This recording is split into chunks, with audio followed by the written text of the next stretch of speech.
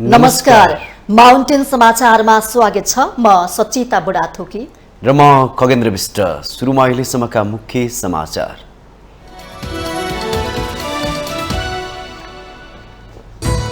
सत्तारूढ दलका शीर्ष नेता सम्मिलित उच्च स्तरीय राजनीतिक संयन्त्रको बैठक आज बस्दै राष्ट्रसभा सरकारबाट बाहिरिएपछि पहिलोपल्ट बस्न लागेको बैठकमा आम चासो। एक महिनामै ढल्यो एमाले नेतृत्वको सुदूरपश्चिम सरकार। नागरिक उन्मुक्तिले साथ छोड्दा मुख्यमन्त्री रावलले पाएनन् विश्वासको मत। खर्चिलो निर्वाचन प्रणाली सुधार गर्न नेताहरूको सुझाव। संविधान र राजनीतिक प्रणालीको अहिले समीक्षा गर्दा अस्थिरता आउने प्रधानमन्त्री प्रचण्डको चेतावनी। एमाले 2 महिने विशेष संगठनात्मक सुदृढीकरण अभियान सञ्चालन गर्ने। सम्पूर्ण पालिकाहरूमा केन्द्रीय सदस्यहरू खटाइने। सत्ता गठबन्धन टुट्न नदिने संकल्प। विशेष परिस्थितिमा प्रतिनिधि सभा बैठक संसद भवन बाहिर पनि गर्न सकिने। भर्चुअल बैठकले पनि वैधानिकता पाउने गरी नियमावलीमा व्यवस्था गरिदिए। टर्कीको दक्षिणी क्षेत्रमा शक्तिशाली भूकम्पबाट मृत्यु हुनेको संख्या 17,000 नाग्यो। अन्तर्राष्ट्रिय सहयोग जोड्दै राष्ट्रपति एर्दोआनबाट प्रभावित क्षेत्रको भ्रमण। र फुटबल खेलाडी बाहिरिँदा नेपाली क्लब सङ्कटमा पर्दै। ए डिभिजन लिगका लागि विदेशी खेलाडीको कोटा बढाउन एन्फा सहमत। 5 जना विदेशी खेलाडी राख्न पाइने।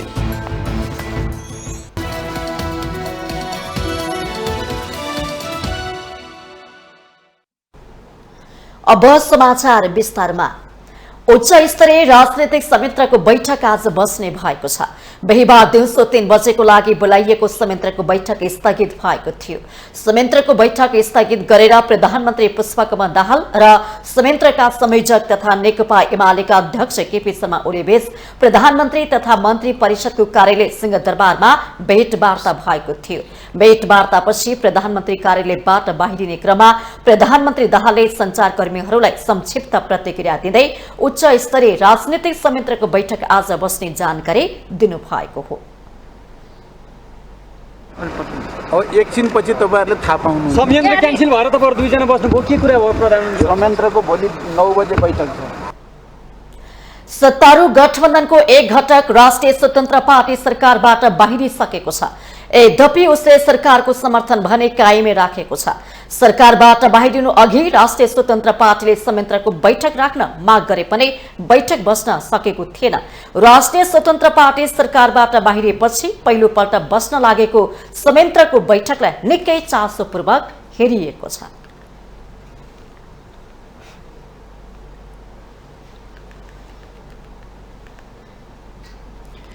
गठन भएको 1 महिनामै एमाले नेतृत्वको सुदूरपश्चिम प्रदेश सरकार ढलेको छ। नागरिक उन्मुक्ति पार्टीले साथ छोडेपछि मुख्यमन्त्री राजेन्द्र सिंह रावलले विश्वासको मत पाउन सक्नु भएन। रावलले बिहीबारै मुख्यमन्त्रीबाट राजीनामा दिनुभएको छ। प्रदेश सभामा सबैभन्दा ठूलो दल नेपाली कांग्रेस संसदीय दलका नेता कमल बहादुर शाहले प्रदेश प्रमुख समक्ष मुख्यमन्त्रीमा दाबी प्रस्तुत गर्नु भएको छ। केन्द्र सरकारमा देखिएको खटपटले सुदूरपश्चिम सरकारको अवसानले फेरि मुलुकमा राजनीतिक अस्थिरताको संकेत देखिएको छ। एक रिपोर्ट। सुदूरपश्चिम प्रदेश सरकारका मुख्यमन्त्री रावलले बिहीबार राखेको विश्वासको मतको प्रस्ताव नै अस्वीकृत भएपछि प्रदेश सरकारमा सबैभन्दा ठूलो दलको हैसियतले कांग्रेसलाई सरकार बनाउने बाटो खुलेको छ। चुनावपछि संघदेखि प्रदेशसम्मै नयाँ सत्ता गठबन्धन बनेका कारण सबैतिर विपक्षी कित्तामा पुगेको कांग्रेसलाई सुदूरपश्चिमबाट सत्तामा फर्किने बाटो खुलेको हो। संविधानको धारा 138(3) मा प्रदेश सभाको निर्वाचनको अन्तिम परिणाम घोषणा भएको मितिले 30 दिनभित्र उपधारा 2 बमोजिम मुख्यमन्त्री नियुक्त हुन सक्ने अवस्था नभएमा वा त्यसरी नियुक्ति भएको मुख्यमन्त्रीले विश्वासको मत प्राप्त गर्न नसकेको प्रदेश प्रमुखले प्रदेश सभामा सबैभन्दा बढी सदस्य भएको संसदीय दलको नेतालाई मुख्यमन्त्री नियुक्ति गर्नेछन् भनिएको छ। अब संविधानको त्यही प्रावधान अनुसार कांग्रेसलाई सरकार बनाउने बाटो खुलेको हो। एमालेका राजेन्द्र रावल उपधारा 2 ले व्यवस्था गरेको 2 वा 2 भन्दा बढी दलको समर्थनबाट मुख्यमन्त्री बनेका थिए। रावलले विश्वासको मत पाउन नसकेकाले अब उपधारा 3 बमोजिम कांग्रेस संसदीय दलका नेता कमल शाह मुख्यमन्त्री बन्ने भएका छन्। सुदूरपश्चिममा 19 सांसद सहित कांग्रेस सबैभन्दा ठूलो दल छ। संविधानको धारा 168 मा प्रदेश मन्त्री परिषदमा गठन सम्बन्धी व्यवस्था छ। उपधारा 1 बमोजिमको बहुमत प्राप्त हुने अवस्था नभएपछि उपधारा 2 बमोजिम 2 वा 2 भन्दा बढी दलहरूको समर्थनमा हालको सरकार गठन भएको हो। एमाले सांसद राहुल गत 27 पुसमा प्रदेश सभाका 53 सांसद मध्ये एमालेका 10, माओवादी केन्द्रका 11, नागरिक उन्मुक्ति पार्टीका 7 र राष्ट्रिय प्रजातन्त्र पार्टी 1 गरी 29 सांसदको समर्थनमा मुख्यमन्त्री नियुक्ति भएका थिए। राहुल मुख्यमन्त्री भएको बिहीबार 30 दिन पुगेको छ, तर उपधारा 4 बमोजिम विश्वासको मत लिने बेला उनले मुख्यमन्त्री नियुक्ति हुँदा पाएको समर्थन गुमाएका छन्। हुन्छ भन्ने मान्ने सदस्यहरूको संख्या भन्दा हुन्न भन्ने मान्नेको संख्या अधिक देखिएकोले मान्य मुख्यमन्त्री राजेन्द्र सिंह रावलले पेश गरेको विश्वासको मत प्राप्त होस् भन्ने प्रस्ताव बहुमतले अस्वीकृत भएको घोषणा गर्दछु। संविधानको धारा 168 2 बमोजिम गठन भएको राहुल सरकारले विश्वासको मत नपाएपछि अब उपधारा 3 बमोजिमको सरकार गठन हुनेछ।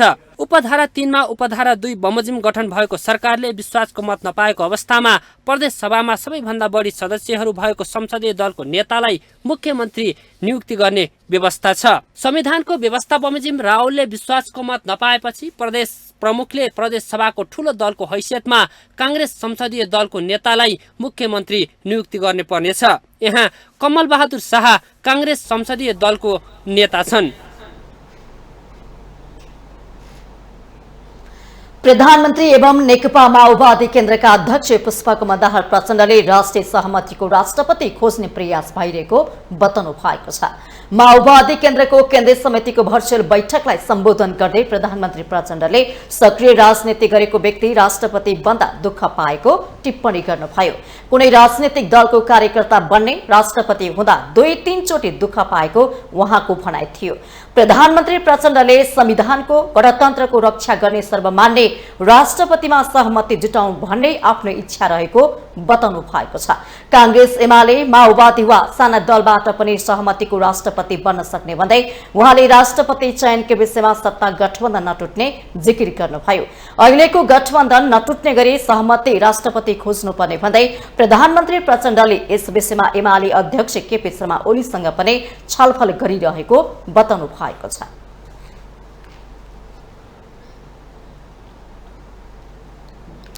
राजनीतिक दलका नेताहरूले निर्वाचन पढ निकै नै खर्चिलो भएको भन्दै कम खर्चमा निर्वाचन सम्पन्न हुने व्यवस्था गर्न निर्वाचन आयोगलाई सुझाव दिएका छन्। प्रधानमन्त्री तथा मन्त्री परिषदको कार्यालय सिंहदरबारमा प्रधानमन्त्री सहित दलका शीर्ष नेताहरू तथा प्रतिनिधिसँग आयोगले निर्वाचन प्रणाली सुधारको सम्बन्धमा छलफल गरेको थियो। छलफलपछि नेकपा एकीकृत समाजवादीका सम्मानित नेता झलनाथ खनालले निर्वाचन धनाढ्यहरूले मात्रै लड्न सक्ने अवस्था रहेकाले त्यसको अन्त्य गरी ऐनमा सुधार गर्नुपर्ने सुझाव दिनुभएको छ।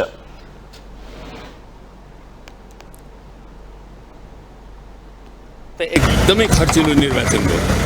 यो खर्चिलो निर्वाचनले के गराउँदैछ भन्दा धनाढ्यहरूको कुबेर तन्त्रतर्फ लाग्दैछ। त्यही कारण यो कुरा अविलम्ब अन्त्य गर्ने गरिकन निर्वाचन न्यायकारी हाम्रो चाहिँ ऐनमा सुधार गर्नुपर्छ भन्ने कुरा एउटा। त्यस्तै राष्ट्रिय प्रजातन्त्र पार्टीका सहमहामन्त्री झनक प्याखरुले निर्वाचन प्रणाली खर्चिलो र भट्किलो भएको भन्दै त्यसलाई सुधार गर्नुपर्नेमा जोड दिनुभयो। निर्वाचन आचार संहिताका कुरा निर्वाचन धेरै खर्चिलो तडपिलो भड्किलो भयो। ठेकेदारीहरूले मात्रै निज स्वार्थ पूरा गर्नको लागि आउने एउटा निश्चित जमातको मात्रै प्रतिनिधिमूलक संस्थाको रूपमा विकास हुँदै जाने भयो। त्यसकारण आर्थिक पक्षमा पनि यसले सुधार गर्दै जानुपर्ने हुन्छ। र अब सङ्घीयताकै सवाल जुन किसिमको अहिले छ सङ्घीयता त राष्ट्रिय प्रजातन्त्र पार्टीले यसलाई चाहिँ हटाउनै पर्छ कि किनभने नेपाल र नेपालीले बोक्न सक्दैन, नेपाली जनताले बोक्न सक्दैन, यो देशले बोक्न सक्दैन। लोकतान्त्रिक समाजवादी पार्टीका नेता केशव झाले आफ्नो पार्टीको तर्फबाट पूर्ण समानुपातिक निर्वाचन प्रणाली बनाउनु पर्नेमा जोड दिएको भन्दै प्रत्यक्ष निर्वाचित कार्यकारी प्रमुख हुने गरी शासकीय स्वरूप बनाउनु पर्ने सुझाव दिएको बताउनु भयो। अर्को विषय चाहिँ यो शासकीय स्वरूपको सन्दर्भमा प्रत्यक्ष निर्वाचित कार्यकारी प्रमुखको विषय पनि थियो। त्यसमा पनि हामीले चाहिँ प्रत्यक्ष निर्वाचित कार्यकारी प्रमुखकै बारेमा कुरा राखेका छौँ। त्यसमा पनि उहाँ त्यो 3वटा पार्टीको चाहिँ फरक मत नै देखियो। त्यसपछि चाहिँ यो विदेशमा रहेका नागरिकहरूलाई चाहिँ भोटिङ राइट्सको सन्दर्भमा सबै लगभग सहमतै थिए। कसरी गर्ने भन्ने सन्दर्भमा त्यहाँको दूतावासहरूमा भोटिङ गराउने अथवा एप बनाएर जाने के गर्ने भन्ने सम्बन्धमा छुट्टा छुट्टै सबैको आफ्नो आफ्नो किसिमको विषय थियो, तर त्यसलाई पनि उसमा प्रक्रियामा ल्याउने भन्ने कुरा भएको छ। नेपाल मजदुर किसान पार्टीका नेता प्रेम सुवालले फौजदारी अभियोग लागेका व्यक्तिलाई उम्मेदवार बनाउने पार्टीहरूलाई नै कारबाही गर्ने व्यवस्था ल्याउनु पर्ने उल्लेख गर्नुभयो। उम्मेदवार राजनीतिक पार्टीहरूले मनोनयन गर्दा अब सम्पत्तिको सीमादेखि नैतिक आचरणका कुराहरू हेरेर मात्र उम्मेदवारी छनौट गर्ने र अरबपट्टि खरबपट्टिहरू विदेशमा उद्योग व्यापार भएकाहरू अनि फौजदारी अभियोग लागेकाहरूलाई पार्टीले उम्मेदवार बनाउन नहुने। अब पार्टीलाई त थाहा हुन्छ नि आफूले छनौट गर्ने उम्मेदवार कस्ता हुन् भन्ने कुरा, कुन देशमा उद्योग भएका, नेपालमा कति सम्पत्ति भएका, कुन फौजदारी अभियोग लागेका। अब त्यस्ता उम्मेदवारहरू उठाउने पार्टीहरूलाई नै कारबाही हुनुपर्छ। नेता सुवालले मुलुक प्राविधिक रूपमा सक्षम भएपछि मात्र विदेशमा बसेका नेपालीलाई मतदानको व्यवस्था गर्न सकिने उहाँको तर्क थियो।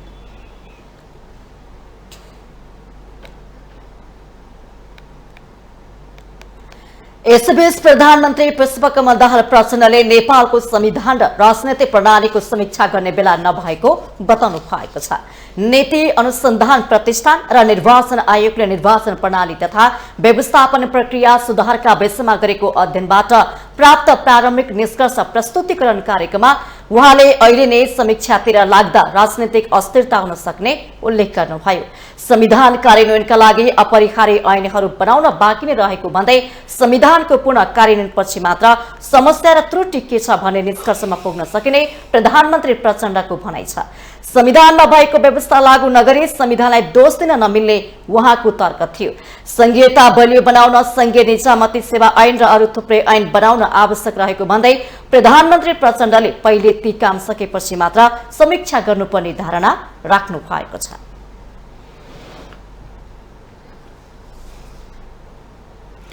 नेकपा एकीकृत समाजवादीका सम्मानित नेता झलनाथ खनालले आफूहरू सरकारमा अहिले नजाने बताउनु भएको छ। निर्वाचन प्रणाली सुधारको सम्बन्धमा निर्वाचन आयोगले राखेको छलफलमा उपस्थित हुन सिंहदरबार पुग्नु भएका खनालले सञ्चारकर्मीहरूलाई संक्षिप्त प्रतिक्रिया दिँदै सरकारमा जाने कुरा नभएको बताउनु भएको हो। उहाँले सरकारलाई आफूहरूले दिएको समर्थन जारी रहने उल्लेख गर्नुभयो। सरकारले राम्रो काम गरुन्जेल आफूहरूको समर्थन रहने उहाँको भनाइ थियो। समर्थन चाहिँ हामीले गरेकै छौँ है, समर्थन हाम्रो जारी नै रहन्छ। सरकारले राम्रो काम गरुन्जेल अथवा नराम्रो काम नगरुन्जेल, नराम्रो काम नगरुन्जेल हाम्रो समर्थन रहन्छ। तर चाहिँ अहिले सरकारमा जाने कुरा हाम्रो जस्तो केही छैन। उहाँले प्रधानमन्त्री पुष्पकमल दाहालले नेकपा एकीकृत समाजवादीलाई सरकारका लागि गरेको आग्रहको बारेमा आफूलाई थाहा नभएको प्रतिक्रिया दिनुभयो।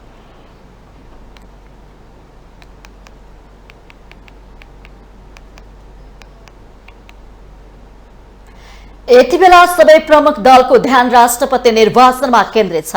राष्ट्रपतिको विषयलाई दलहरूले राष्ट्रिय सहमतिको जामा पहिर्याउन खोजे पनि निर्वाचनपछि मुलुकको राजनीतिले ठूलै कोल्टो फेर्ने सम्भावनालाई नकार्न सकिँदैन। एक रिपोर्ट। राष्ट्रपति निर्वाचन लगायतका समसामयिक विषयमा छलफल गर्न बिहीबार सत्तारूढ दलहरूको उच्च स्तरीय राजनीतिक संयन्त्रको बैठक बोलाइएको थियो, तर सो बैठक बस्न सकेन। नेकपा एमालेका अध्यक्ष केपी शर्मा ओली उच्च स्तरीय राजनीतिक संयन्त्रको संयोजक हुनुहुन्छ। निर्वाचन आयोगले राष्ट्रपति निर्वाचनको मिति तोकेसँगै सत्ता गठबन्धनका दलहरू पटक पटक बैठक तथा छलफल गरे पनि राष्ट्रपतिका विषयमा निष्कर्ष निकाल्न सकेका छैनन्, जसले गर्दा वर्तमान सत्ता समीकरण कतै राष्ट्रपतिको चुनावकै कारण भत्किने त होइन भन्ने प्रश्न उब्जिएको छ। माओवादी र कांग्रेसले राष्ट्रिय सहमतिकै आधारमा उम्मेद्वार बन्नुपर्छ भनिरहेका छन् भने एमाले राष्ट्रिय सहमति भए पनि आफ्नै पक्षको उम्मेद्वार हुनुपर्ने भनेर तारन्तार लागि परेको छ। ठूला दलहरूले भन्ने गरेको राष्ट्रिय सहमतिलाई कसरी बुझ्ने? इन्डियाको धेरै राष्ट्रपतिहरू पार्टीभन्दा बाहिरको भएको छन्। अब्दुल कलाम आजाद बाहिरको भएको छन्, डाक्टर राधाकृष्णन बाहिरको भएको छन्। अहिलेको जो महिला छिन् होइन, त्यो चाहिँ के अरे चाहिँ एउटा ट्राइबल गुटबाट आएको, योभन्दा अगाडिको दलित चाहिँ ल्याएको थियो के अरे चाहिँ भारतमा बिजेपीले। इन्डियामा एउटा राष्ट्रिय सहमति र विवादविहीन चाहिँ व्यक्तिलाई राष्ट्रपति बनाउनेको देखिन्छ। ल्याउनु पर्ने यस्तो हो होइन। तर अब नेपालको नेताहरूमा चाहिँ त्यो खालको चाहिँ सद्बुद्धि छ जस्तो मलाई चाहिँ लाग्दैन। पुस 10 मा प्रचण्डलाई प्रधानमन्त्री बन्न नसघाए पनि पुस 26 गते प्रचण्डलाई विश्वासको मत दिएको काङ्ग्रेस माओवादीले आफूहरूले उठाएको उम्मेद्वारलाई मत दिने विश्वासमा छ। बिहिबार मात्रै यस विषयमा काङ्ग्रेस महामन्त्री गगन थापाले प्रधानमन्त्री प्रचण्डसँग भेटेर गर्नुभएको छ। उता एमाले भने प्रचण्डलाई प्रधानमन्त्री बनाउँदा राष्ट्रपति 5 वर्ष एमालेको भागमा र प्रधानमन्त्री तथा सभामुख आलो पालो गरेर भागभन्डा टुङ्ग्याएको दाबी गर्छ। त्यही अनुरूप पहिलो पालामा प्रधानमन्त्रीमा माओवादीका तर्फबाट प्रचण्ड र सभामुख एमालेबाट देवराज घिमिरे बन्नु भएको हो। काङ्ग्रेसमा मत नपाए पनि हाम्रो सरकार गिर्ने थिएन। काङ्ग्रेस त आए गए झटारो भनेर चाहिँ भोट हाल्यो हामीलाई, अनि उनीहरूलाई चाहिँ हामीले के अरे भोट हाल्नुपर्छ भने के हुन्छ र? गठबन्धनकै मान्छे राष्ट्रपति हुन्छ जो भए पनि गठबन्धनभित्रको सहमति चाहिँ एमालेलाई राष्ट्रपति दिने कुरा हो। राष्ट्रिय सहमतिको खोजी गर्ने हो सकभर, होइन? राष्ट्रिय सहमति भएन भने जो अहिले गठबन्धनमा छ उनीहरूको बिचमै हुन्छ नि। प्रधानमन्त्री प्रचण्डलाई विश्वासको मत दिएको काङ्ग्रेस भने त्यसको गुण माओवादीले राष्ट्रपति निर्वाचनमा तिर्ने विश्वासमा छ। काङ्ग्रेस नेता अर्जुन नरसिंह केसी राष्ट्रपतिमा आफूहरूलाई माओवादीले सघाउने विश्वासमा रहेको बताउनुहुन्छ। यस विषयमा विस्तृत रूपमा माओवादीसँग छलफल नभएको उहाँको भनाइ छ।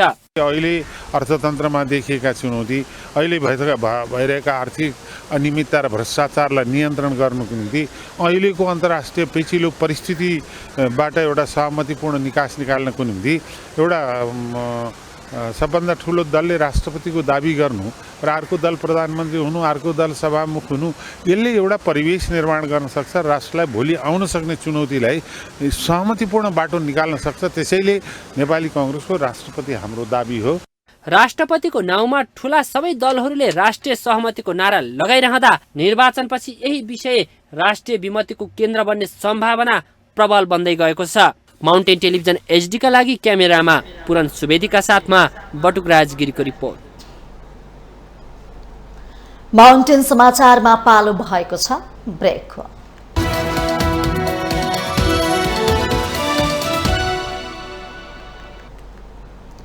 ब्रेकपछि स्वागत छ। अब बाँकी समाचार। नेकपा एमाले संगठनात्मक सुदृढीकरणका लागि 2 महिने विशेष अभियान सञ्चालन गर्ने भएको छ।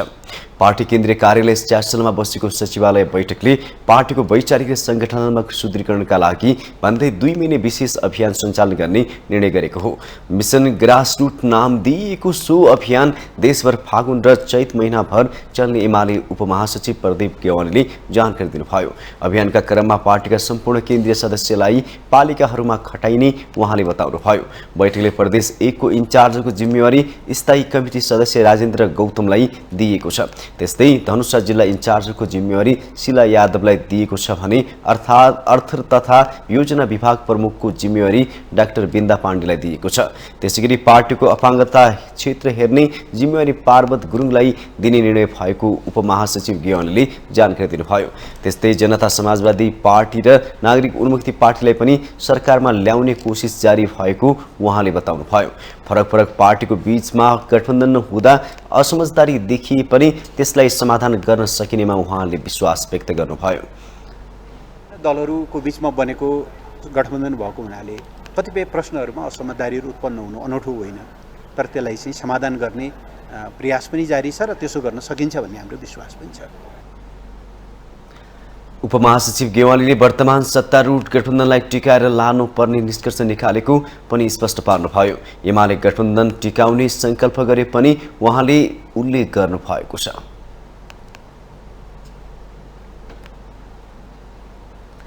सरकारी वकिलको कार्यालय काठमाडौँले राष्ट्रिय स्वतन्त्र पार्टीका सभापति रवि लामिछानेको पासपोर्टमाथि परेको जाहेरीका विषयमा अनुसन्धान थालेको छ।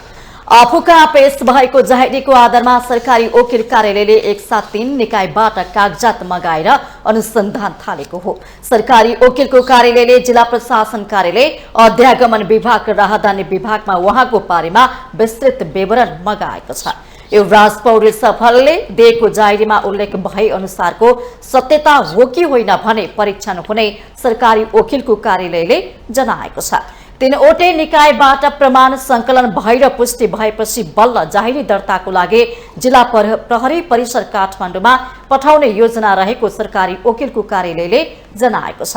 जिल्ला प्रहरी परिसर काठमाडौँले निवर्तमान गृहमन्त्री रवि लामिछाने विरुद्धको जाहेरी दर्ता लिन अस्वीकार गरेपछि युवराज पौडेलले सरकारी वकिलको कार्यालय काठमाडौँमा जाहेरी पेश गर्नुभएको थियो। लामिछानेले 2050 फागुन 10 मा जिल्ला प्रशासन कार्यालय काठमाडौँबाट सुरुमा नागरिकताको प्रमाणपत्र लिनु भएको थियो। अमेरिका गएपछि उहाँले 21 फेब्रुअरी 2014 मा त्यहाँको नागरिकता प्राप्त गर्नुभएको थियो।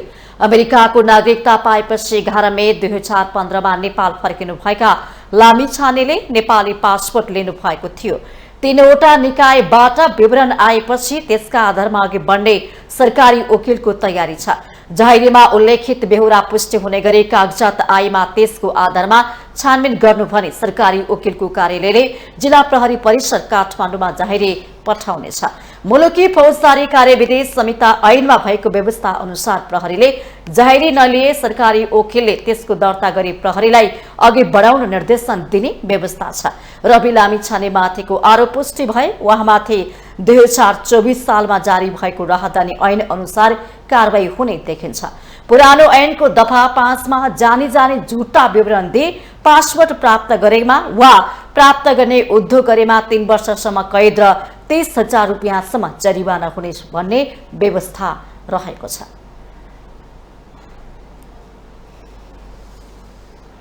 संघीय संसद अन्तर्गतको प्रतिनिधि सभा बैठक संसद भवन बाहिर पनि गर्न सकिने भएको छ।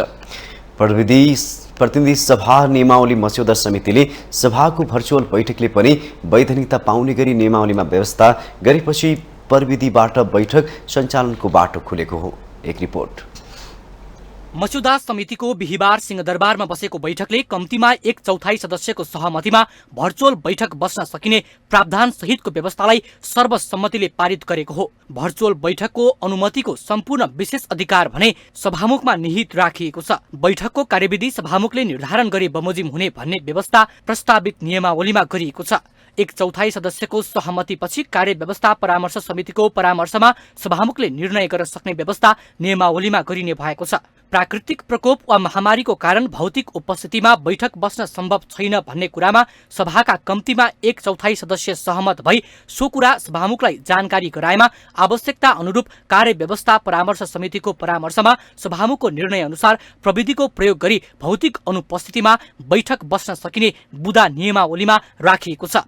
कोभिड महामारीको समयमा संसद बैठक बस्न सकेको थिएन। विश्वका कतिपय मुलुकले तत्काल संकटकालीन आवश्यक नियमावली बनाएर संसदको बैठक सञ्चालन गरी महामारी नियन्त्रणका लागि सरकारलाई आवश्यक ऐन नियम बनाएका थिए। तर नेपालमा भर्चुअल बैठक बस्नका लागि नियमावलीमा व्यवस्था नभएका कारण प्रविधिबाट बैठक सञ्चालन भएको थिएन। भर्चुअल बसेका समितिका बैठकहरूले पनि वैधानिकता पाएका थिएनन्। नियमावलीमा गर्न लागेको यो व्यवस्थाले भौतिक रूपमा संसद बैठकमा उपस्थित हुन नसक्ने स्थितिमा पनि बैठक सञ्चालनको बाटो खोल्नेछ। कार्य व्यवस्था परामर्श समितिको परामर्श चाहिन्छ। परामर्शमा सभामुखले निर्णय गर्दा मात्रै यो हो भनेको हुनाले यहाँ पर्याप्त ठाउँ छ। त्यसकारण जे पार्टी हुन सक्दैन। नियमावलीले संसद र मिडिया बीचको सम्बन्धलाई थप मजबुत बनाउँदै संसदीय कार्यवाहीलाई पारदर्शी बनाउने उद्देश्य साथ लबी रिपोर्टको व्यवस्था मिलाउने किसिमको प्रावधान राखिएको छ। मिट द प्रेस भनेर सभाभित्रै एउटा कक्ष बनाउने प्रस्ताव समितिमा उठे पनि भिन्नै कक्ष निर्माण गर्ने कुरा प्रस्तावित नियमावलीमा लेखिएको छैन। तर सञ्चारकर्मीसँगको भेट र लबी रिपोर्टिङको आवश्यक व्यवस्था मिलाइनेछ भन्ने उल्लेख गरिने भएको छ। लबी रिपोर्टिङ समेतलाई व्यवस्थित गर्न शब्द राखिदियो भने सबै पुग्छ। तपाईले लबी रिपोर्टिङ अहिले नै गरिहाल्नुपर्छ भन्ने पनि छैन। हाम्रो नयाँ पार्लियामेन्ट गर्छौँ। यसअघि भौतिक उपस्थिति बिना प्रविधि मार्फत बैठक सञ्चालन र लबी रिपोर्टिङको व्यवस्था नियमावलीमा उल्लेख गरिएको थिएन। माउन्टेन टेलिभिजन एचडीका लागि आशिष रेग्मीको रिपोर्ट। नेकपा माओवादी केन्द्रले केन्द्रीय पदाधिकारी सहित स्थायी समिति, केन्द्रीय समिति र वैकल्पिक केन्द्रीय समितिलाई पूर्णता दिएको छ। माओवादी केन्द्रको हालै सम्पन्न स्थायी समिति बैठकले स्थायी समिति, केन्द्रीय समिति र वैकल्पिक केन्द्रीय समिति समेतलाई पूर्णता दिएको हो। जस अनुसार पदाधिकारीमा अध्यक्ष प्रचण्ड सहित 22 जना रहेका छन्। त्यस्तै स्थायी समितिमा 44 जना, केन्द्रीय समितिमा 386 जना रहेका छन्। त्यस्तै वैकल्पिक केन्द्रीय समिति सदस्यमा 202 जना रहेका छन्। माओवादी केन्द्रले पुरानै कार्य विभाजना बिउताएको पनि जनाएको छ। 8औं महाधिवेशनपछि पदाधिकारी चयन बाहेक नेताहरूको कार्य विभाजन गर्न नसकेको माओवादीले महाधिवेशन अघिकै कार्य विभाजनलाई बेउताउने निर्णय गरेको हो। तर सह इन्चार्जको व्यवस्था हाललाई नराख्ने निर्णय भएको गरिएको छ। प्रदेश समन्वय समितिको बैठक राखी सबै केन्द्रीय सदस्य र प्रदेश सदस्य सहित सबै नेताहरूको जिम्मेवारी तोक्दा एक पद एक कार्यकारी जिम्मेवारीमा जोड दिने हालै सम्पन्न स्थायी समिति बैठकले तय गरेको छ। यसैबीच नेकपा माओवादी केन्द्रले महाधिवेशन भएको लामो समयपछि पदाधिकारी र स्थायी समिति सदस्यहरूको वरीयता निर्धारण गरेको छ। पूर्व सभामुख अग्निप्रसाद सापकोटालाई उपाध्यक्ष नियुक्ति गरे। उपमहासचिव पम्फा भूषालाई पनि उपाध्यक्षमा नियुक्त गर्दै माओवादीले वरीयता निर्धारण गरेको हो। पार्टीमा अध्यक्ष प्रचण्डपछि वरिष्ठ उपाध्यक्ष नारायण काजी श्रेष्ठ हुनुहुन्छ। तीन उपाध्यक्षहरूमा कृष्णबहादुर महरा पहिलो, सापकोटा दोस्रो र भूषाल तेस्रो वरीयतामा रहनु भएको छ। त्यसपछि महासचिव देवप्रसाद गुरुङको नाम छ। उपमहासचिवको वरीयतामा क्रमशः गिरिराज मणि पोखरेल, वर्षमान पुन, हरिबोल गजुरेल, जनार्दन शर्मा, शक्तिबहादुर बस्नेत र मातृका यादव अन्तिममा रहनु भएको छ।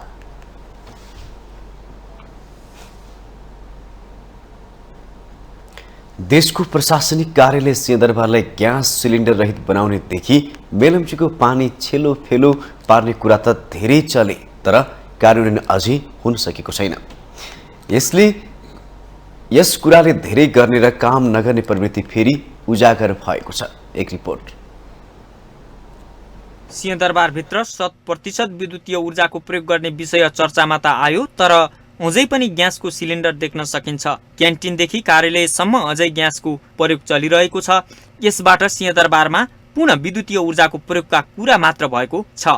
देश लोडसेडिङ मुक्त भएपछि सिंहदरबारबाटै विद्युतको पुनः प्रयोगको विषय आयो। यो सँगै विद्युतको महसुल घटाएर घर घरमा ग्यास सिलिन्डर राख्नु नपर्ने अवस्था ल्याउने सम्मको योजनाहरू पनि बने। तर सिंहदरबारभित्रै कार्यान्वयनमा नआएको विषय दूरदराजसम्म कहिले आउलान्? सिंहदरबारभित्र ग्यास सिलिन्डरको प्रयोग नगर्ने विषय हुँदाहुँदै कार्यान्वयनमा नआएको बारे सोद्धा सम्बन्धित निकायका कोही पनि बोल्न तयार भएनन्। त्यसो त सिंहदरबारमा मेलम्चीको पानीको छेलो फेलो पार्ने कुरा पनि धेरै भए। केही दिन अघि पानी वितरण गर्न खोज्दा पाइपमा समस्या आएको थियो। त्यसपछि पुनः मेलम्चीको पानी सिंहदरबारभित्र पुर्याउन खोजियो।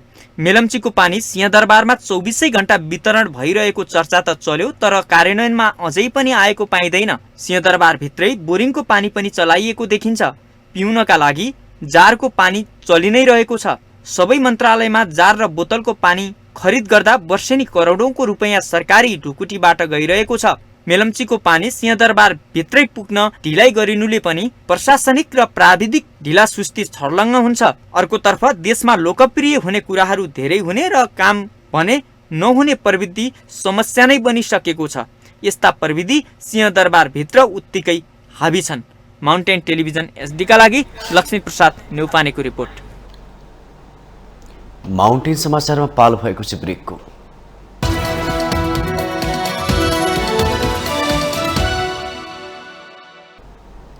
ब्रेकपछि स्वागत छ। अब बाँकी समाचार। विधायन व्यवस्थापन समितिमा पुगेको नेपाल विश्वविद्यालय विधेयक सरकारी अवधारणा अनुसार नभएको भन्दै सांसदहरूले फिर्ता लिनुपर्ने धारणा अघि सारेका छन्।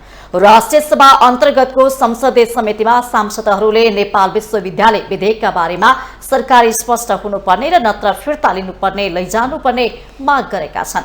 बैठकमा सांसदहरूले विधेयक सरकारले ल्याए पनि सरकारी र निजी कुनै पनि अवधारणा अनुसारको नभएको भन्दै विधेयक फिर्ता लैजानुपर्ने बताएका छन्।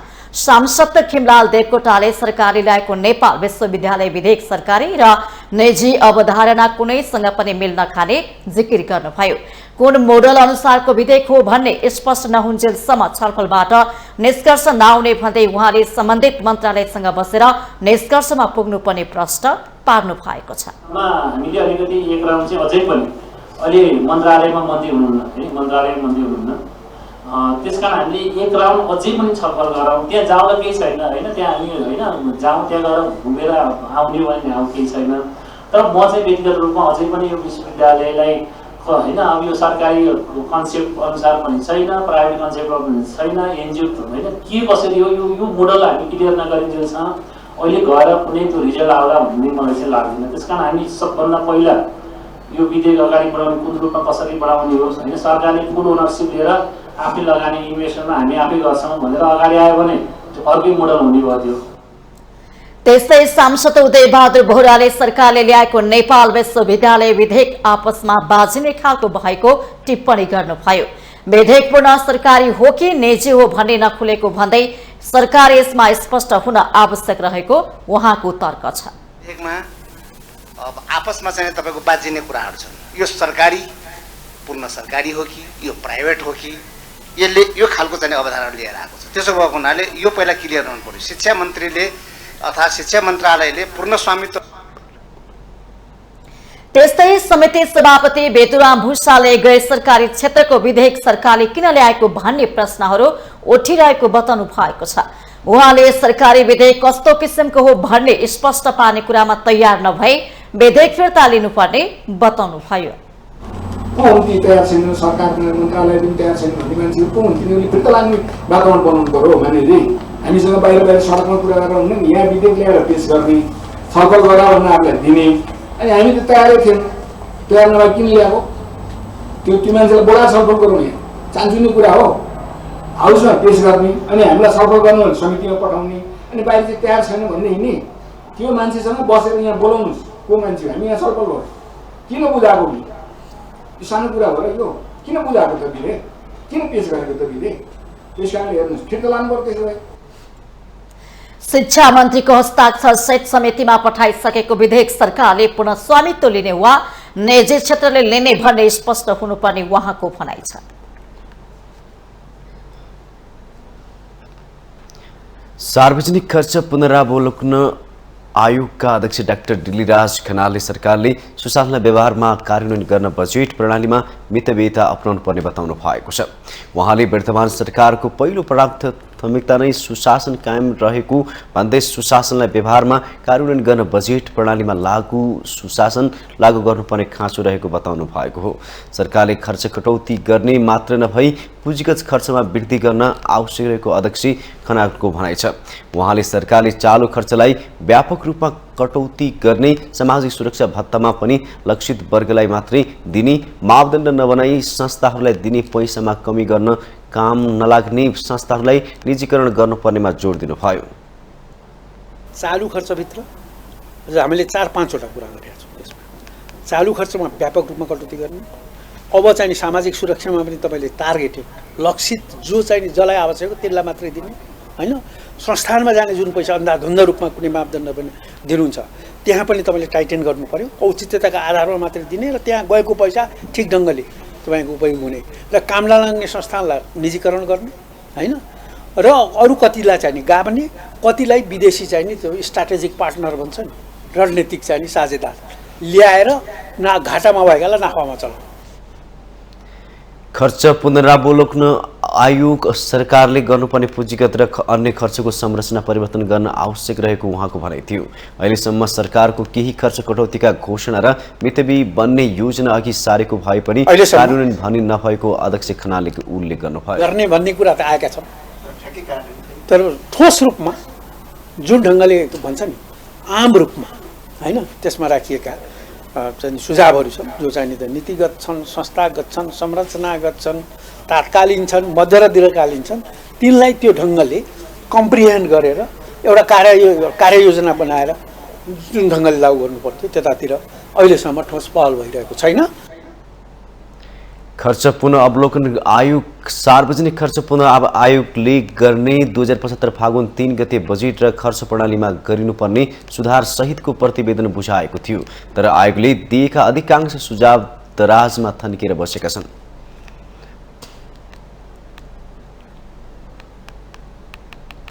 चलचित्र विकास बोर्डका अध्यक्ष भुवन केसीले सरकारले नेपाली चलचित्र ऐन पास गर्न नसक्दा चलचित्र क्षेत्रले फड्को मार्न नसकेको टिप्पणी गर्नु भएको छ। बिहीबार काठमाडौँमा चलचित्र प्राविधिक संघले आयोजना गरेको कार्यक्रममा उहाँले यस्तो बताउनु भएको हो। अध्यक्ष केसीले चलचित्र विकास बोर्ड नेपाली चलचित्रहरू अन्तर्राष्ट्रिय स्तरमा चलोस्, कला संस्कृति विश्वमा फैलियोस् भन्ने सोचले काम गरिरहेको दावी गर्नुभयो। एउटै मात्रै स्ट्रगल र कोसिस र अन्तिम लक्ष्य भनेकै हाम्रो नेपाली चलचित्रहरू इन्टरनेसनल लेभलमा चलोस्, हाम्रा कला संस्कृतिहरू अल ओभर द वर्ल्डमा फैलियोस्,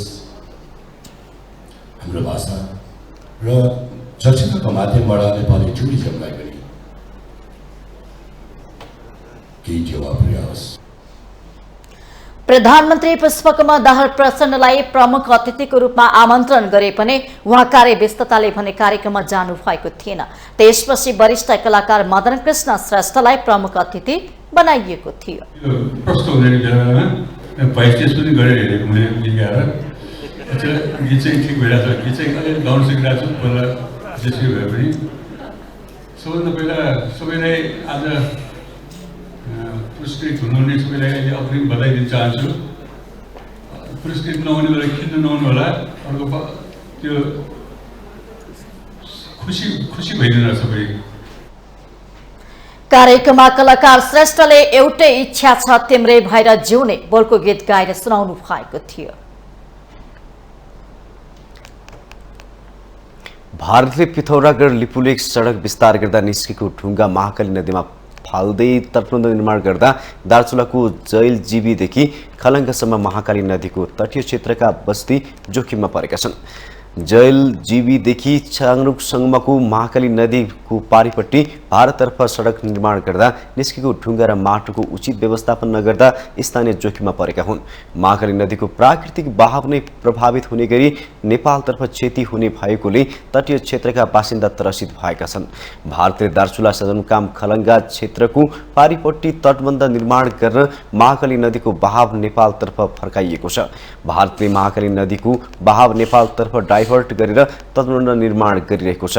नेपालले पनि शिर बगर र कलौन क्षेत्रमा तटबन्ध निर्माण गर्न महाकाली नदी भारततर्फ डाइभर्ट गरी तटबन्ध निर्माण गरिरहेको छ। तटबन्ध निर्माण पश्चात महाकाली नदीको बहाव वास्तविक स्थानमै फर्काइने र अस्थायी संरचना हटाउने सहमति भएको जिल्ला प्रशासन कार्यालय दार्चुलाले जनाएको छ। अवस्थामा अलिकति डाइभर्सन नगरेर काम गर्न सकिँदैन। जस्तो हामीले पनि हाम्रोतिर मर्मत गर्दाखेरि हामीले डाइभर्सन गर्नुपर्ने हुन्छ। अहिले पनि हामीले श्रीबहरमा डाइभर्सन गरिरहेका छौँ। श्रीबहरमा क्षेत्रमा चाहिँ डाइभर्सन गरेर नदी पारीतिर पठाएर हाम्रोतिर काम भइरहेको छ। यसरी हुन्छ। तर अब खासमा हाम्रो त्यसमा के छ भने त्यो डाइभर्सन काम सिद्धिने बित्तिकै त्यो बनाएका जति पनि डाइभर्सनहरू छन् अथवा अस्थायी संरचनाहरू छन् त्यो चाहिँ हटाउनु पर्ने हुन्छ। हामी पनि हटाउँछौँ, अरूले पनि हटाउनु पर्ने हुन्छ, सहितभित्रै हटाउनु पर्ने हुन्छ।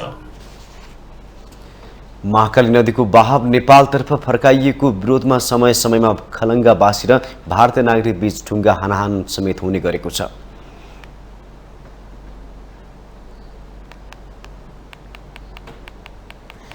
सूचना प्रविधि मेला 2079 क्यान इन्फोटेकमा अवलोकनकर्ताको भिड बढेको छ। काठमाडौँको भिरकुटी मण्डपमा मंगलबारदेखि कम्प्युटर एसोसिएसन अफ नेपाल क्यानले सूचना प्रविधि सम्बन्धी जानकारी दिने उद्देश्यले सुरु भएको क्यान इन्फोटेक अवलोकन गर्नेहरूको भिड बढेको हो। इन्फोटेकमा नयाँ सूचना प्रविधि र जानकारी लिनको लागि अवलोकनकर्ताहरूको बाक्लो उपस्थिति भइरहेको व्यवसायीले बताएका छन्। समयअनुसार प्रविधिको नयाँ विकास हुँदै गएकाले इन्फोटेकमा नयाँ प्रविधिहरू हेर्ने र जानकारी लिन अवलोकनकर्ताहरू उत्सुक देखिन्छन्। अवलोकनकर्ताहरूलाई के भन्न चाहन्छु भन्दाखेरि आउनुस्, यहाँ नयाँ टेक्नोलोजी चाहिँ धेरै नयाँ किसिमको टेक्नोलोजीहरू आएको छ, त्यसको बारेमा जानकारी लियौँ र सक्षम सम्भवतः यो कुरालाई चाहिँ हामी इम्प्लिमेन्टेसनमा ल्याउँ।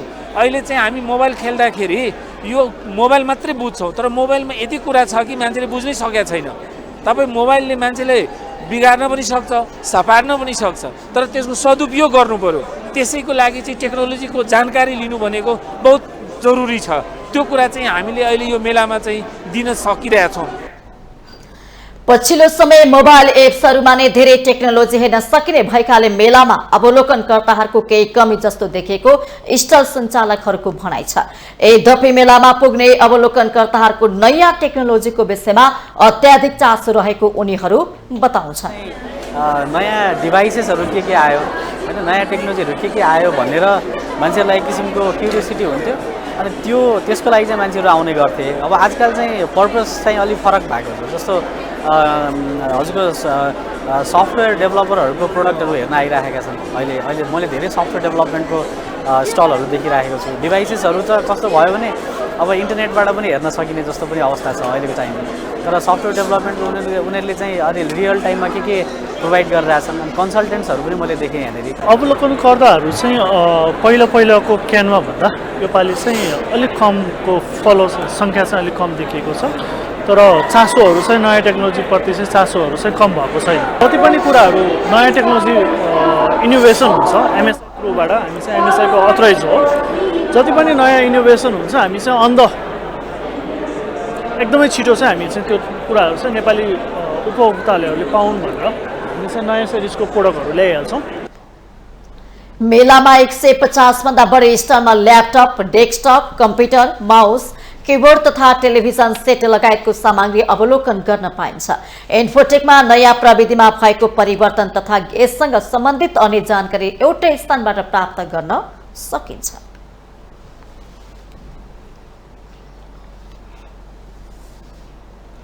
नेपाल विद्युत प्राधिकरणले नुवाकोटको विदुर नगरपालिका 9 त्रिशुली बजार स्थित 24 मेगावाटको त्रिशुली जलविद्युत केन्द्रको जीर्णोद्धार तथा आधुनिकीकरण सुरु गरेको छ।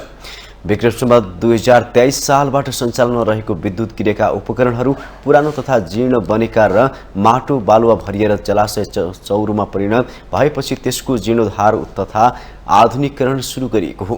करिब 75 करोड रुपैयाँ अनुमानित लागतको जीर्णोद्धार तथा आधुनिकीकरण परियोजना मार्फत विद्युत गिरेको नियन्त्रण कक्षमा रहेका इलेक्ट्रोमेकानिकल उपकरणहरूलाई आधुनिक तथा स्वचालित बनाइनेछ। करिब 400 रोपनी जग्गामा फैलिएको जलाशयमा थुप्रिएको माटो बालुवालाई हटाएर त्यसको पुनर्स्थापनाको काम सुरु गरिएको छ। साथै जलाशयको दायाँ किनारतर्फबाट 50 क्युमेक पानी बहाव क्षमताको 1200 मिटर लम्बाइ भएको नयाँ बाइपास नहर निर्माण गरिएको छ। अहिले यही बाइपास नहर मार्फत विद्युत उत्पादन भइरहेको छ। नहर सञ्चालनमा रहेकोले विद्युत उत्पादन बन्द नगरी जलाशयमा भरिएको माटो बालुवा निकाल्ने काम जारी छ। प्राधिकरणका कार्यकारी निर्देशक कुलमान घिसिङ, उपकार्यकारी निर्देशक दीर्घायु कुमार श्रेष्ठ सम्मिलित उच्चस्तरीय टोलीले पुनर्स्थापना कार्यको अनुगमन भ्रमण गरी तोकिएको समयमा सम्पूर्ण काम सक्न निर्देशन दिएको छ। विदुर नगरपालिकाले जलाशय वरिपरि पर्यटकीय क्षेत्रको रूपमा विकास गर्न गुरु योजना तयार गरेको छ। जलाशयमा ढुङ्गा चलाउने, खाली जग्गामा पैदल मार्ग तथा बगैँचा निर्माण गर्ने लगायतका योजना नगरपालिकाको छ। भारतीय अनुदानमा त्रिशुली जलविद्युत आयोजनाको निर्माण गरिएको हो।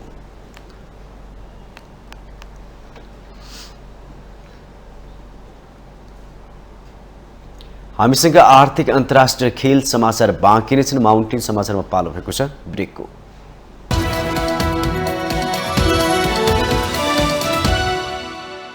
ब्रेकपछि स्वागत छ। अब पालो आर्थिक समाचारको।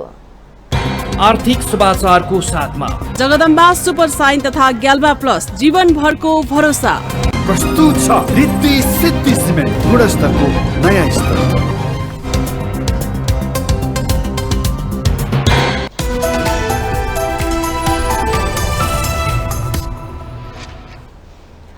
वित्तीय लगायत रेमिट्यान्स कम्पनीका सम्पूर्ण गतिविधि सम्बन्धी विवरण बुझाउन राष्ट्र बैंकले समय सीमा तोकेको छ।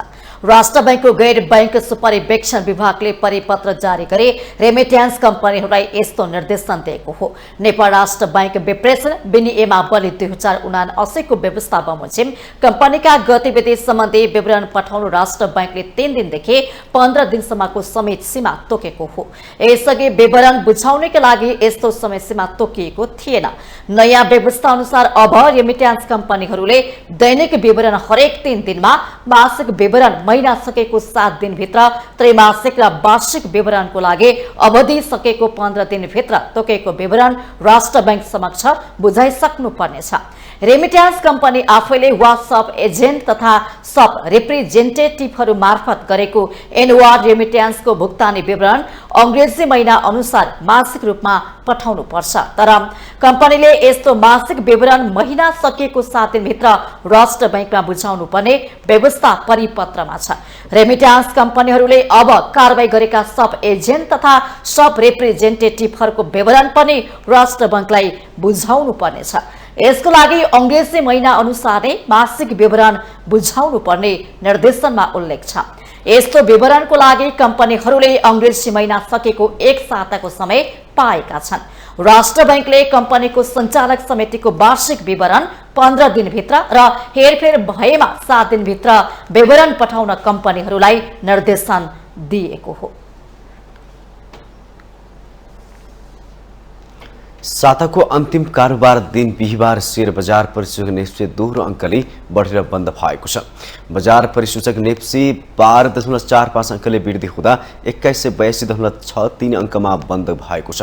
दिनभर उतार चढाव देखिएको बजार अन्तिम समयमा बढेर बन्द भएको हो। नेपाल राष्ट्र बैंकले शुक्रबार मौद्रिक नीतिको अर्धवार्षिक समीक्षा सार्वजनिक गर्ने तयारी गरेको छ। बाह्य क्षेत्रमा सुधार भएसँगै शिथिल भएको अर्थतन्त्र चलायमान बनाउन राष्ट्र बैंकले केही नीतिहरू खुकुलो बनाउन सक्ने अपेक्षामा लगानीकर्ता देखेका छन्, जसले गर्दा दिनभर रातो देखिएको बजार अन्तिम समयमा दोहोरो अङ्कले बढेर बन्द भएको छ। नेप्सेमा सुधार देखिए पनि मौद्रिक नीति समीक्षाको पर्खाइमा लगानीकर्ता देखिएका छन्, जसले गर्दा कारोबार रकम भने 2,06,20,59,000मा सीमित भएको छ। अपी पावरको सर्वाधिक 5,86,55,000को कारोबार हुँदा नबिल बैंकको 5,73,55,000 र न्याङ्दी ग्रुप पावरको 5,33,07,000को कारोबार भएको छ। बिहिबार म्युचुअल फन्ड बाहेक सबै उपसूचक वृद्धि हुँदा नेप्से पनि दोहोरो अङ्कले बढेको हो। बिहिबार विकास बैंक उपसूचक सर्वाधिक 1.46% र हाइड्रो पावर उपसूचक 1% वृद्धि भएको छ। बजारमा कुल 216 कम्पनीको सेयर कारोबार हुँदा 152 कम्पनीको सेयर मूल्यमा वृद्धि भएको छ भने 58 कम्पनीको सेयर मूल्यमा गिरावट भएको छ। यस्तै 6 कम्पनीको शेयर मूल्यमा भने स्थिर कायम छ।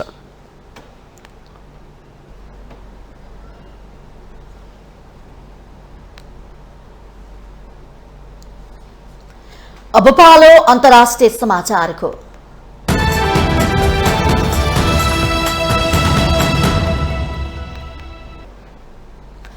टर्की र सिरियामा भूकम्पबाट मृत्यु हुनेको संख्या 17,000 नागेको छ।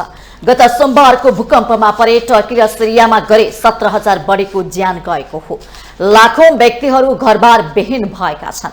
उद्धार राहत वितरणको काम जारी भए पनि ढिलासुस्ती भएको भन्दै टर्कीको विपक्षी पार्टीले सरकारको आलोचना गरेको छ। तर राष्ट्रपति रेचेप तय्यप एर्दोगानले यो समय आलोचना नभई एकताको भएको भन्दै सरकारले हर सम्भव प्रयास गरिरहेको बताउनु भएको छ।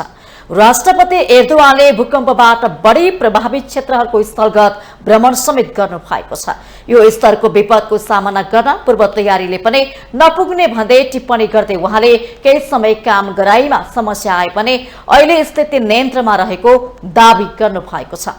राष्ट्रपति एर्दोगानले यस्तो स्थितिमा राजनैतिक फाइदाको लागि नकारात्मक अभियान सह्य नहुने पनि प्रश्न पार्नुभयो। भूकम्पले थुप्रै भौतिक संरचना ध्वस्त भएको र सडक सञ्जालमा पनि क्षति पुगेकाले राहत तथा उद्धारमा कठिनाई भइरहेको छ। यसबाट सिरिया अझै पनि प्रभावित भएको छ। सबैभन्दा बढी इदलिब प्रान्त प्रभावित भएको छ। टर्की र सिरिया बीचको सिमाना खुलाएर सिरियासम्म राहत पुर्याउन प्रयास भइरहेको टर्कीको विदेश मन्त्रालयले जनाएको छ। युरोपेली संघले सिरिया सरकारको अनुरोधमा 35 लाख युरो बराबरको राहत पठाउने घोषणा गरेको छ। युरोपेली संघले सिरियाका राष्ट्रपति बशर अल असदलाई नस्वीकारे पनि विपदको बेला सहयोग भने पठाइएको छ। आफूले गरेको सहयोग सरकार र विद्रोह नियन्त्रित सबै क्षेत्रहरूमा पुग्नुपर्ने युरोपेली संघले भनेको छ।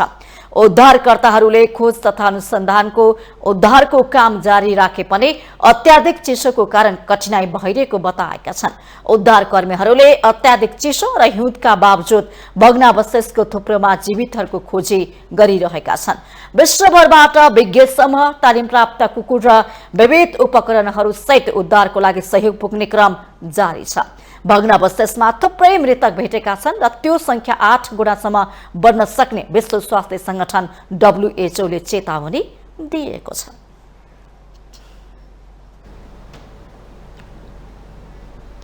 अब पालो खेल समाचारको।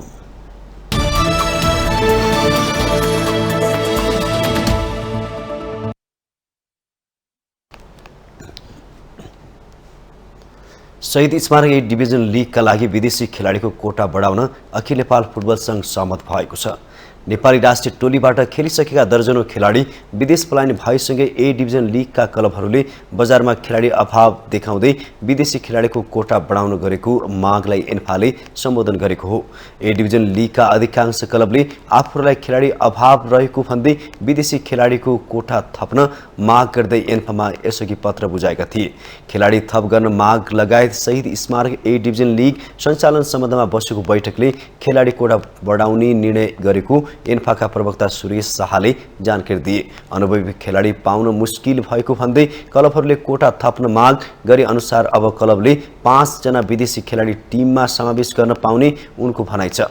टिममा 1 जना एसियाली र 1 जना दक्षिण एसियालीका खेलाडी अनिवार्य गरिए पनि शाहले जानकारी दिए।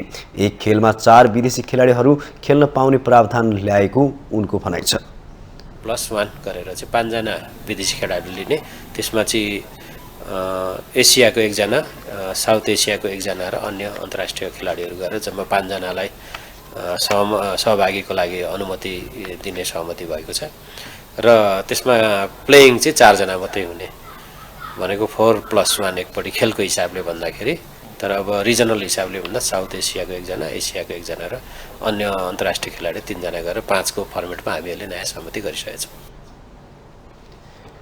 पछिल्लो समय राष्ट्रिय फुटबल टिमका अधिकांश खेलाडी अस्ट्रेलिया पुगेका छन्। नयाँ सिजनको ए डिभिजन लिग फागुन 19 गतेबाट सुरु हुँदैछ।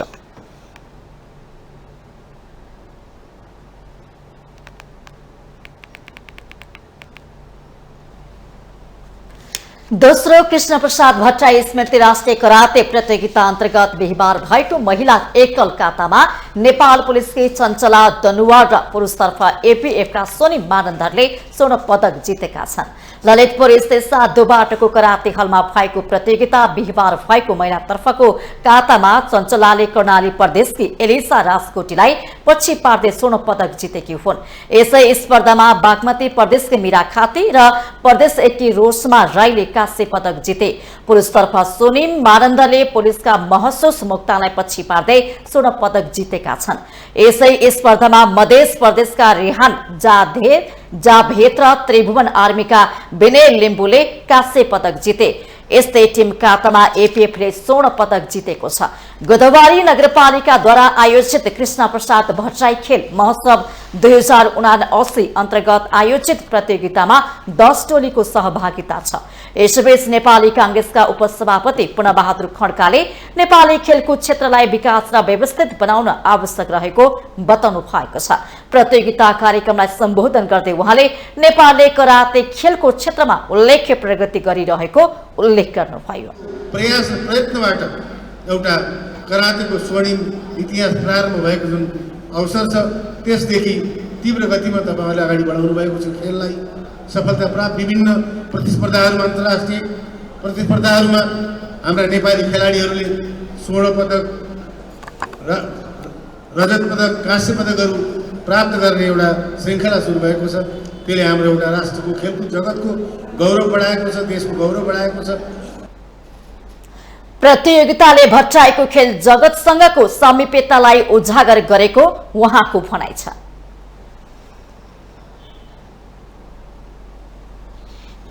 माउन्टेन समाचारमा पालो भएको छ छोटो ब्रेकको।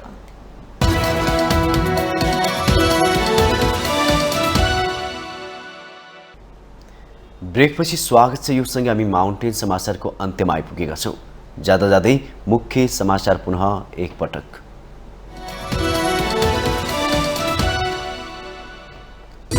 सत्तारूढ दलका शीर्ष नेता सम्मिलित उच्च स्तरीय राजनीतिक संयन्त्रको बैठक आज बस्दै राष्ट्रपति सरकारबाट बाहिरिएपछि पहिलो पटक बस्न लागेको बैठकमा आम चासो। 1 महिनामै ढल्यो एमाले नेतृत्वको सुदूरपश्चिम सरकार। नागरिक उन्मुक्तिले साथ छोड्दा मुख्यमन्त्री रावलले पाएनन् विश्वासको मत। खर्चिलो निर्वाचन प्रणाली सुधार गर्न नेताहरूको सुझाव। संविधान राजनीतिक प्रणालीको अहिले समीक्षा गर्दा अस्थिरता आउने प्रधानमन्त्री प्रचण्डको चेतावनी। एमाले 2 महिने विशेष संगठनात्मक सुदृढीकरण अभियान सञ्चालन गर्ने सम्पूर्ण पालिकाहरूमा केन्द्रीय सदस्यहरू खटाइने, सत्ता गठबन्धन टुट्न नदिने संकल्प। विशेष परिस्थितिमा प्रतिनिधि सभा बैठक संसद भवन बाहिर पनि गर्न सकिने, भर्चुअल बैठकले पनि वैधता पाउने गरी नियमावलीमा व्यवस्था गरिँदै। टर्कीको दक्षिणी क्षेत्रमा शक्तिशाली भूकम्पबाट मृत्यु हुनेको संख्या 17,000 नाग्यो। अन्तर्राष्ट्रिय सहयोग जोड्दै राष्ट्रपति एर्दोवानबाट प्रभावित क्षेत्रको भ्रमण। र फुटबल खेलाडी बाहिरिँदा नेपाली क्लब संकटमा पर्दै। ए डिभिजन लिगका लागि विदेशी खेलाडीको कोटा बढाउने एन्फा सहमत, 5 जना विदेशी खेलाडी राख्न पाउने।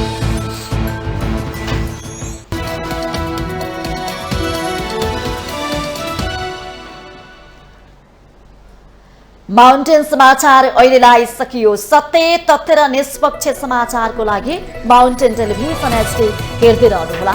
नमस्कार।